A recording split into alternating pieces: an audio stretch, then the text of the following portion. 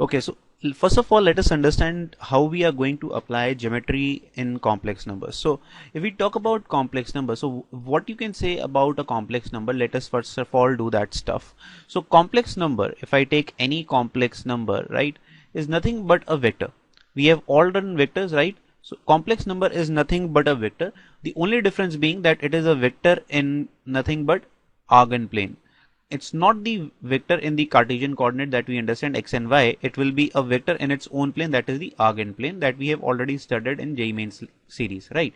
So if I say z is equal to x plus iota y, I know that I am talking about a point whose coordinates are nothing but x comma y, where this is your real axis, location of the point from real axis, right?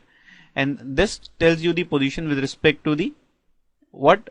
Yes, imaginary axis. So in a way you can see that this is again a coordinate, and since this is a coordinate, this will act as a vector. So this is nothing but with respect to an imaginary axis. Okay, and if we talk about vectors, we did this also, that vectors are nothing but they are rays. So when I say that they are rays, so the ray has a source and a tail, right? They has a source and a tail. So generally the source is taken to be the origin if I'm just taking the point, right? So if I talk about, let's say 3 comma 4, so 3 comma 4, how this becomes a vector is that you will draw a line something like this from origin, that is 0 comma 0 to the point 3 comma 4. So I will say this is now a ray. Why? Because this becomes my source, right? And this becomes the tail, and this is how a complex number or any point in the complex domain becomes a vector. Very important definition. Since this is a vector, so every vector actually works like a Cartesian system in the Cartesian system.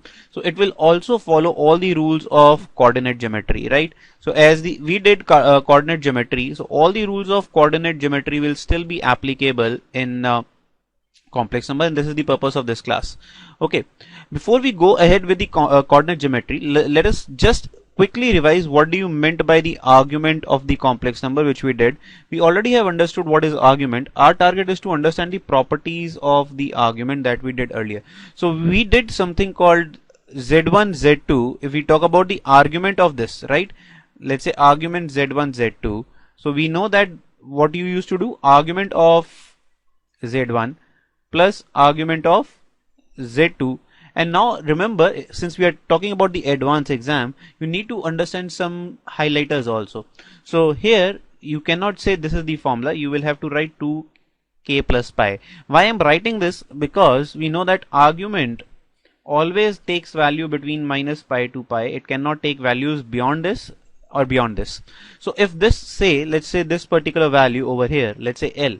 So if L is already lying in this particular parameter, you can also include this, that's not a problem.